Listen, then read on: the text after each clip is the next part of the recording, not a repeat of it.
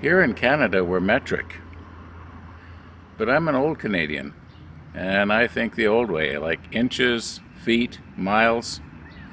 Right now, I'm about 1,200 miles by car from my workshop. That'd be like 2,000 kilometers.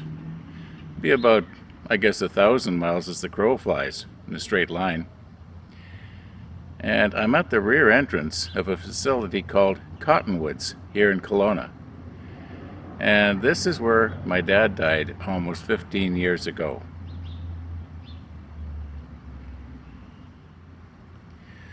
Just around the bend there is the rear entrance of this place, one of the rear entrances. And that's where my brother and I helped to bring him out after he passed away. And we were with him the last 4 days. There was somebody at his side constantly. There was either my brother or myself or my mother. And as the time drew near, by the way, I should tell you he had cancer. And as the time was drawing near, about the only thing that he did when he would sort of come to was grimace in pain. And the attending nurse would up the morphine a little bit to stop the pain. Now, we all knew that the morphine was actually killing him. But on the other hand, what were we going to do? I am 100% convinced that had he not been administered the morphine, he would have lived a lot longer. In agony. That doesn't make sense.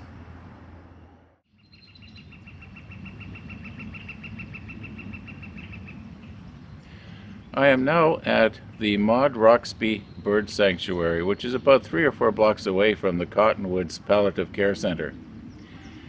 And I'm also a long ways away from where I was when I was about 10 years old in a little town in Saskatchewan. And I recall that when I was a kid, there was another kid who needed an operation. And his parents, at least I think it was his parents wouldn't allow it because they felt it went against their religious beliefs. I can't remember what religion they were, I just remember the situation. I remember finding it kind of hard to understand, why they would do that.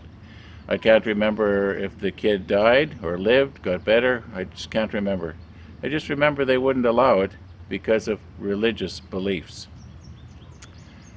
Yeah, strange, eh? At least strange to most people. Not strange if you've been raised that way.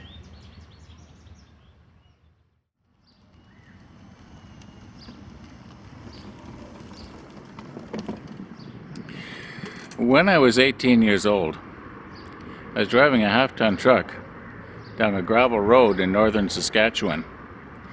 And ahead on the road I could see what was obviously roadkill.